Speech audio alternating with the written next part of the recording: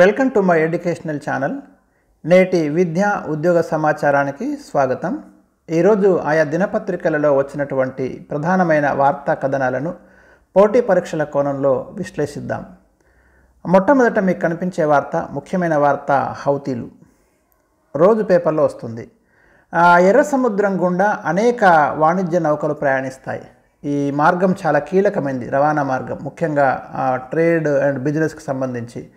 ఎప్పుడైతే ఈ నౌకలు ఎర్ర సముద్రం గుండా వస్తున్నాయో, ఒక తీవ్రవాద సంస్థానికి వచ్చి సాయుధ ముఠ ఈ నౌకల మీద అటాక్ చేస్తున్నది, పదే అటాక్ చేస్తున్నది ఈ మధ్యకాలంలో. ఎందుకు చేస్తున్నారు, ఎవరు చేస్తున్నారని విశ్లేషించినప్పుడు యెమెన్ దేశానికి చెందినటువంటి హౌతీలు ఈ నౌకల మీద పదే దాడులకు పాల్పడుతున్నారు. ఈ నౌకలలో ఇండియావి ఉన్నాయి, అమెరికా ఉన్నాయి, బ్రిటన్ ఉన్నాయి. ఎందుకంటే ఈ మార్గం గుండానే అంతర్జాతీయ వాణిజ్యం ఎక్కువగా సాగుతుంది. అయితే హౌతీలు ఏమంటారంటే, మా ప్రధానమైనటువంటి టార్గెట్ ఇజ్రాయిల్ అంటారు. కానీ ఇతర దేశాలకు చెందిన నౌకల మీద కూడా దాడులు జరుపుతున్నారు.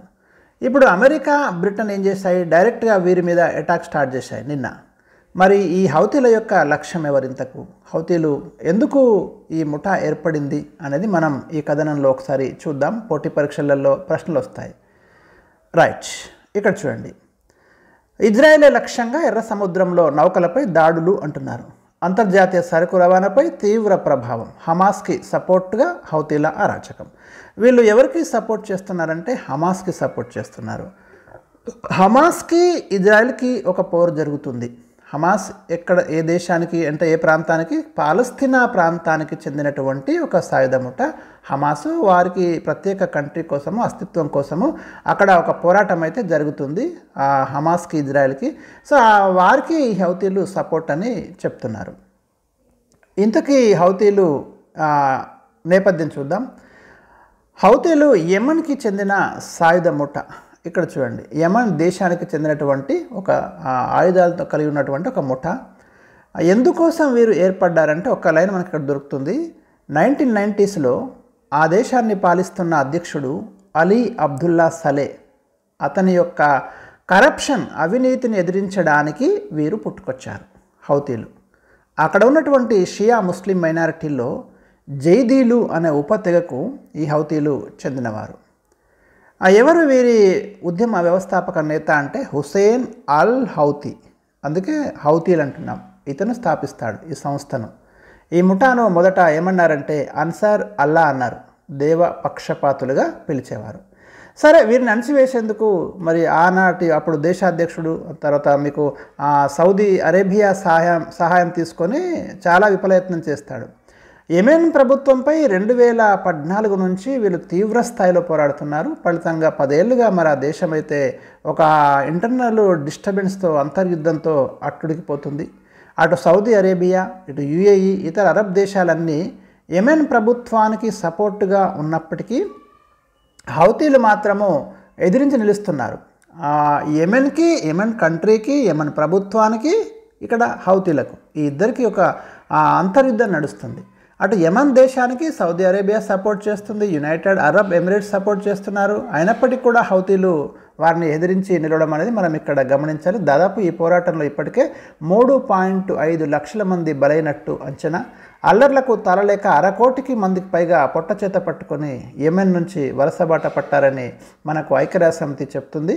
అమెరికా, ఇజ్రాయిల్, పాశ్చాత్య దేశాలకు వ్యతిరేకంగా ఇరాన్, పాలస్తీనా, హెజ్బుల్లా గ్రూపు తదితరాలతో కలిసి ప్రతిఘటన శక్తులుగా హౌతీలు తమను తాము చెప్పుకుంటున్నారు. వీరు ప్రధానంగా అమెరికా, ఇజ్రాయెల్, ఈ పాశ్చాత్య దేశాలకు వ్యతిరేకంగా మేము ఫైట్ చేస్తున్నాము అని అటు ఇరాన్, పాలస్తీనా, హెజ్బుల్లా ఈ గ్రూపులన్నిటితో మాకు ఐక్యత ఉంది అని చెప్పుకుంటున్నారు. లెబనాన్కి చెందిన హెజ్బుల్లా గ్రూపు అండదండలు పుష్కలంగా ఉన్నాయి. ఇందాక చెప్పిన మీకు హెజ్బుల్లా గ్రూప్ కూడా హమాస్కి సపోర్ట్ చేస్తుంది. 2014 నుంచి హౌతీలకు పూర్తి స్థాయి సాయుధ శిక్షణ కూడా అందిస్తుంది. ఓవైపు ఇరాన్ కూడా హౌతీలకి ఫుల్ సపోర్ట్ చేస్తుంది, బాలిస్టిక్ మిసైళ్ళు అవన్నీ కూడా ఇస్తుంది. చమురు క్షేత్రాల మీద కూడా దాడులు చేస్తున్నారు డ్రోన్లు, క్షిపణుల సహాయంతో. సో ఇది మనకి హౌతీలకు సంబంధించినటువంటి సమాచారము. ఆసియా, యూరప్ మధ్య ఆ సముద్ర రవాణాకు ఎర్ర సముద్రమే అత్యంత దగ్గరి దారి. వెరీ ఇంపార్టెంట్ పాయింట్ మీకు ఇక్కడ కనిపిస్తుంది. ఆసియా ఖండంలో ఉన్న దేశాలకు, అటు యూరప్ ఖండంలో దేశాలకు ఈ రెడ్ సీ ఏదైతే ఉందో చాలా కీలకమైనటువంటి దారి. అంతర్జాతీయ వాణిజ్యానికి, సముద్ర వర్తకంలో కనీసం 15% పైగా మీకు ఈ ఎర్ర సముద్రం మీదుగా మధ్యధరా సముద్రం, సూయజ్ కాల్వ గుండానే సాగుతుంది. ఈ నేపథ్యంలో అక్కడ హౌతీల మతిలేని దాడుల ప్రభావం అంతర్జాతీయ వర్తకంపై భారీగా పడుతుంది.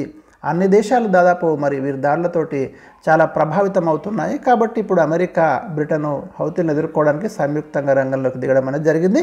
ఇది మనకు హౌతీల యొక్క పూర్తి నేపథ్యం. చాలా మంచి ఆర్టికల్ మీకు ఇక్కడ సాక్షి పేపర్లో పబ్లిష్ అయింది, ఎక్స్ప్లెయిన్ చేశారు. నెక్స్ట్ వార్త చూద్దాం. ఆకాష్ ఎన్జీ క్షిపణి ప్రయోగం విజయవంతం.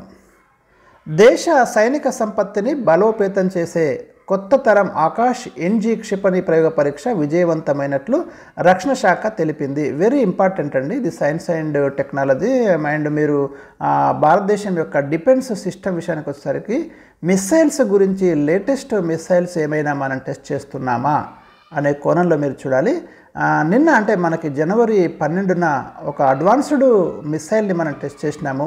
ఎక్కడి నుంచి అంటే ఒడిషాలోని Chandipur integrated test range ITR అంటాము, అక్కడ ఉంది. ఆ క్వశ్చన్ ఇక్కడ కూడా వస్తుంది మీకు. మిస్సైల్లను పరీక్షించే ఇంటిగ్రేటెడ్ టెస్ట్ రేంజ్ ఎక్కడ ఉంది అని ఒడిషాలోని చాందీపూర్లో ఉంది. అక్కడ నుంచి మనమైతే దీన్ని టెస్ట్ చేసినాము. 80 కిలోమీటర్ల రేంజ్ దీని యొక్క పరిధి. వెరీ ఇంపార్టెంట్ ఈ పాయింట్. ఆకాష్ ఎన్జీ క్షిపణి యొక్క పరిధి 80 కిలోమీటర్స్ దూరంలో ఉన్నటువంటి హై స్పీడ్తో వెళ్ళే మానవరహిత లక్ష్యాన్ని ఇది విజయవంతంగా ఛేదించింది. దానికోసమే దీన్ని తయారు చేసినాము. ఈ ప్రయోగంతో యూజర్ ట్రయల్స్కి మార్గం సుగమైనట్లు రక్షణ శాఖ తెలిపింది. ఇందులో దేశీయంగా రూపొందించిన radio frequency seeker, launcher, multifunction radar, command control, communication వ్యవస్థను వినియోగించినట్లు ఒక ప్రకటనలో పేర్కొంది. DRDO defence research and development organisation, DRDO మన భారతదేశంలో ముఖ్యంగా మీకు ఈ క్షిపణుల తయారీ కావచ్చు, ఇతర సాంకేతిక పరికరాలను అభివృద్ధి చేయడము, రీసెర్చ్ చేయడంలో చాలా కీలకమైనటువంటి ఆర్గనైజేషను. 1958లో మీకు DRDOను మనం ఎస్టాబ్లిష్ చేయడం జరిగింది, defence research and development organisation.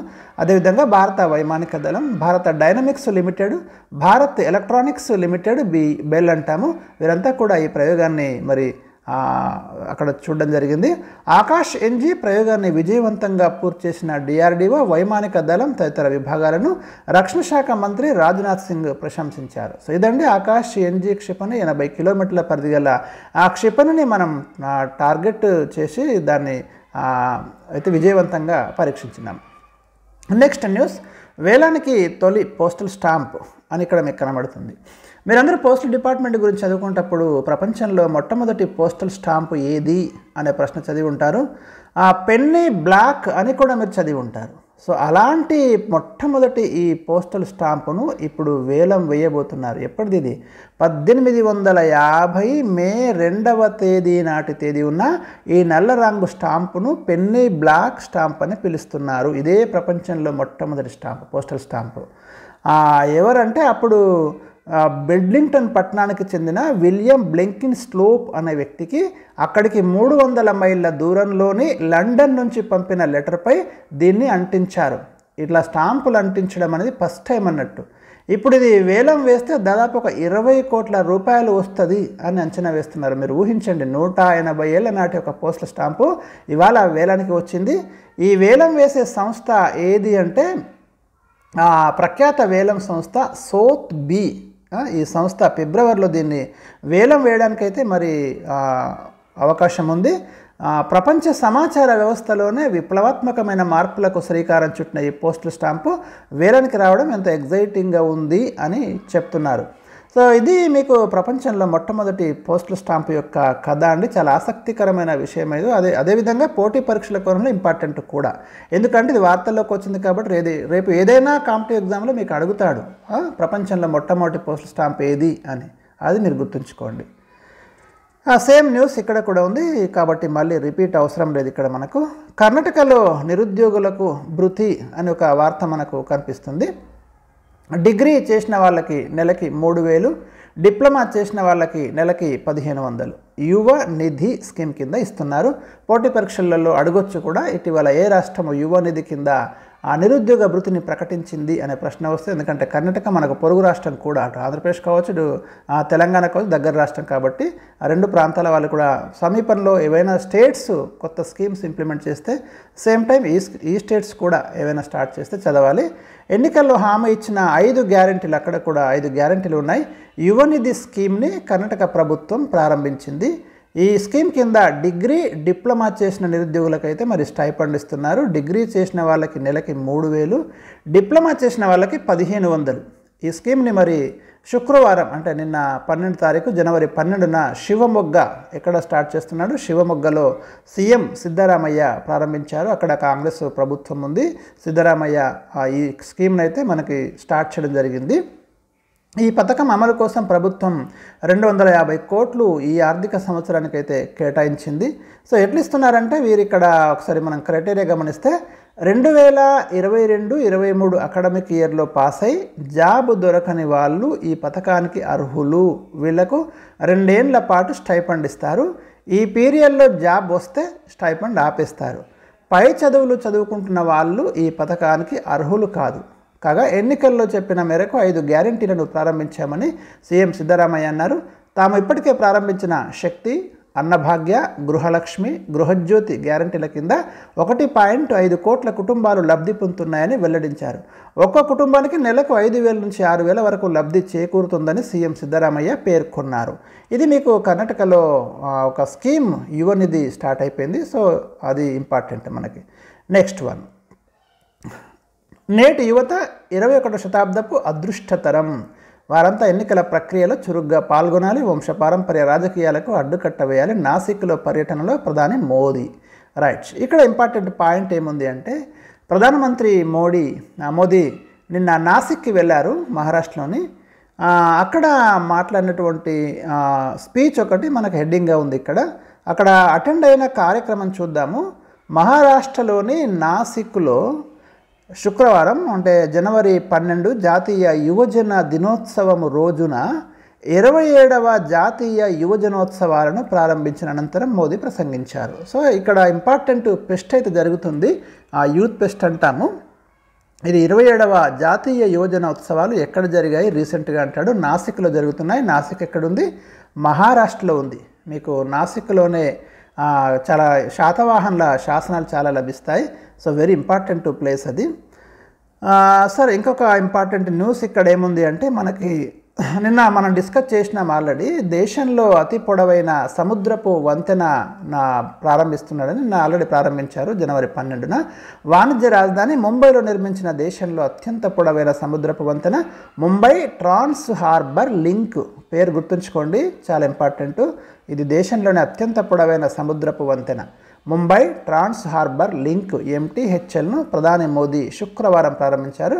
ముంబైలోని సెవ్రీ నుంచి రాయ్గఢ్ జిల్లాలోని నవశేవాను కలుపుతూ దీనిని సిద్ధం చేశారు. ఇది కలిపే ప్రాంతాలు ముంబైలోని సెవ్రీ, అటువైపు రాయ్గఢ్ జిల్లాలోని నవశేవ. మాజీ ప్రధాని వాజ్పేయి గౌరవార్థం దీనికి అటల్ సేతుగా నామకరణం చేశాడు. ఈ వంతెన మొత్తం పొడవు గుర్తుపెట్టుకోండి 21.8 కిలోమీటర్లు. ఈ పాయింట్ ఇక్కడ చాలా ఇంపార్టెంట్. ఇందులో అరేబియా సముద్రం మీద 16 కిలోమీటర్లు ఉంటుంది, మిగతాదంతా ఇంకా డిఫరెంట్ ప్లేస్లో ఉంటుంది. కాబట్టి ఇది దేశంలోనే అత్యంత పొడవైన సముద్రపు వంతెనగా మనం చూస్తాం.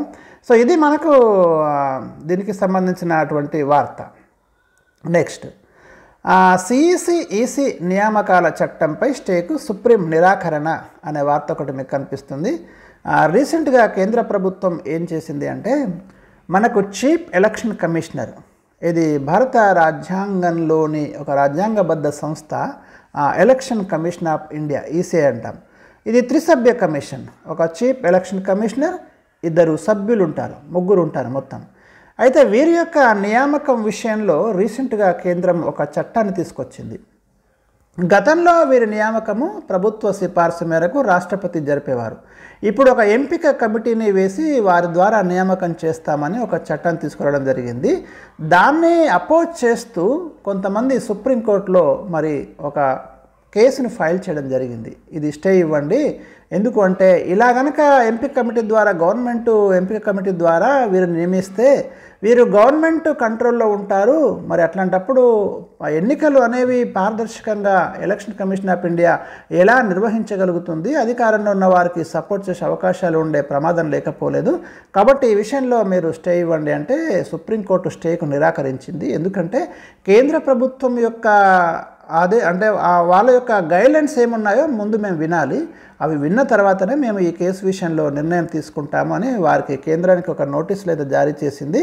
సుప్రీంకోర్టు నిరాకరించింది. అయితే ఈ చట్టాన్ని రద్దు చేయాలని కోరుతూ దాఖలైన పిటిషన్లపై విచారణ జరిపేందుకు మరి ధర్మాసనం అంగీకరించింది. కాబట్టి కేంద్రానికి కూడా అడిగింది, మీరు ఏప్రిల్లోగా సమాధానం ఇవ్వాలని కేంద్రానికి సూచించింది. ఎన్నికల సంఘాన్ని కేంద్ర ప్రభుత్వం నియంత్రించేలా కొత్త చట్టం ఉందనే విమర్శలు వ్యక్తమయ్యాయి. దీనిపై స్టే కోరారు, కానీ స్టేకు నిరాకరించడం అనేది జరిగింది. ఇది ఒక వార్త మీకు కనపడుతుంది. మా రాష్ట్రం పేరును బంగ్లాగా మార్చండి మమతా బెనర్జీ. ఇక్కడ మీరు పాయింట్ నోట్ చేసుకోండి. పశ్చిమ బెంగాల్ పేరు పశ్చిమ బెంగాల్గానే ఉంది ప్రస్తుతానికైతే, ఏ మార్పు లేదు. బంగ్లాగా మార్చండి అని చెప్పి మమత ఒక రిప్రజెంటేషన్ కేంద్రానికి ఇస్తున్నది. మారిస్తే చూద్దాం. గతంలో మీరు కొన్ని పేపర్లలో పశ్చిమ బంగా అని కొందరు ప్రస్తావిస్తున్నారు, కానీ కేంద్రము పేరును ఏమీ మార్చలేదు.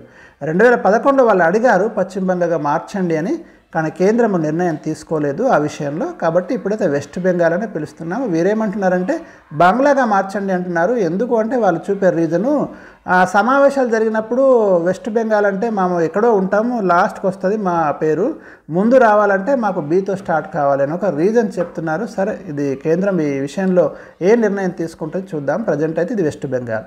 సో ఇవి ఈరోజు ఉన్నటువంటి ముఖ్యమైన కరెంట్ అఫైర్స్. నెక్స్ట్ మీకు మళ్ళీ కలుస్తాను రేపటితోటి.